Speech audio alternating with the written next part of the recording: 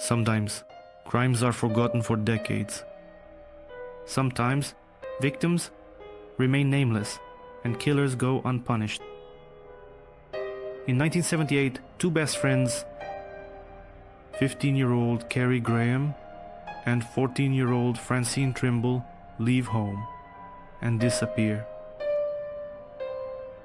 Their parents immediately contact the police, and they try to initiate an investigation, but the police believe it's just a teenage runaway case. Years passed. No one ever found out what happened to the two teenagers until one day, in 1979, two female skeletons were discovered in the remote woods of Mendocino County. Investigators do not know who they are. The bodies had been there for 7 long years. And then, 35 years of silence. Only in 2014 did the girls get their names back. But who killed them, and why is this person still at large? Today, we will tell this story. Carrie and Francine were best friends. They grew up together. They shared secrets, dreamed about the future. Ordinary teenagers. Classes, music, walks in the malls. On that day, December 16th, they went out for a walk too. It was an ordinary day, but they did not return home. Carrie's mother was the first to worry. She immediately contacted the police, but the response was predictable. She's a teenager, probably ran away. Both families tried to do something, but all in vain. The girls were considered runaways, and their case was soon simply forgotten. But if it was a runaway, why did no one see them alive? Why did they never contact their families again? They disappeared without a trace. July 8th, 1979. Two tourists traveling along Highway 20 in Mendocino County, California, stopped near the town of Willits. One of them noticed a skull slightly covered with soil. Upon further inspection, the skeletal remains of two people were found, bound with tape and wrapped in plastic film, covered with soil in shallow graves. Hair and bones were scattered nearby, presumably due to the activity of wild animals. No clothing or other personal items were found at the crime scene, except for a small bird-shaped earring that might have belonged to one of the victims. The police arrive at the scene and begin the investigation. It is immediately clear that this was a murder. But to whom do these unknown bodies belong? No documents, no personal belongings, no clues, except for old clothing and decomposing fabrics. The remains were sent for examination. By 1980, approximate characteristics, such as gender, age, and height were established. However, mistakes were made. One of the bodies was mistakenly identified as male, and the age and height were not determined accurately. Only in 2014 did DNA analysis confirm that both bodies were female.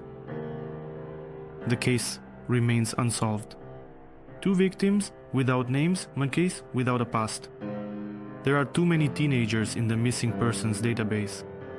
They just become part of the statistics. And again, silence. Investigators speculated that they could have been victims of a serial killer. In those years, many maniacs roamed California, killing young girls. Rodney Alcala, Richard Ramirez, the freeway killer on Route 99. But there was no concrete evidence pointing to anyone specific. Years passed, but no one ever reported these two girls missing. The police began to forget about this case. It remained in the archives, among hundreds of others. And no one even suspected that their families were still looking for them. Modern technology has finally allowed for DNA identification. The samples were compared with the missing persons database and there was a match. It was Carrie Graham and Francine Trimble. The families were shocked. They had lost hope of learning the truth. But now new questions arose for them. Who killed them? Why were their bodies found 200 kilometers from home? What happened to them in the last hours of their lives? They disappeared in 1978. They were found in 1979. But even after 46 years, we still don't know who killed them. Investigators considered several theories, and possibly the killer is still at large. In the late 70s, California was a dangerous place, especially for young girls. The disappearance of teenagers was a common occurrence. It was believed that they simply ran away from home, but often their bodies were found in remote areas, just like Carrie and Francine. The police suspected that a group of serial killers was operating in the region at that time. They attacked girls, often picking up hitchhikers on the highways. Some of the criminals were caught, but many remained unknown. It's possible that Carrie and Francine caught the eye of one of these killers. One of California's most terrifying serial killers. From the 70s, Rodney Alcala was called the dating game killer. This man charmed girls and then killed them. Alcala could have been involved in dozens of murders. His victims were found in the same places where Carrie and Francine were discovered. Perhaps they met him by chance. Perhaps he offered them a ride. But there is a problem. The police couldn't link him to this particular case. His murders were more brutal and the bodies were in a different condition. Nevertheless, Alcala often photographed his victims before killing them. Who knows, maybe somewhere in the FBI archives there are also pictures of Carrie and Francine. What if the killer was closer than we think? Investigators considered the possibility that the girls knew their killer. Sometimes victims trust those who seem safe. Some theories point to someone who might have lived nearby, working at their school or being friends with their families. But evidence against specific individuals was never found. Someone might have known what happened. Someone just remained silent. They might have just been in the wrong place at the wrong time. According to one version, they got into a car with a stranger.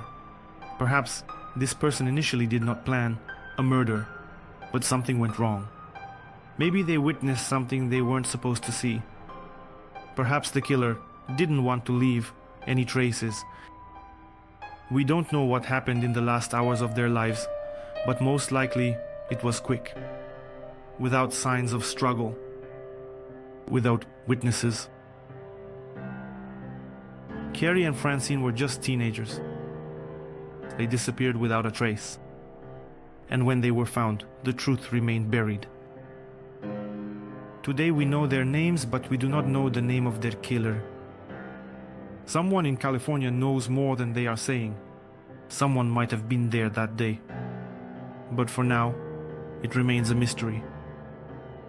Maybe someday, we will learn the truth.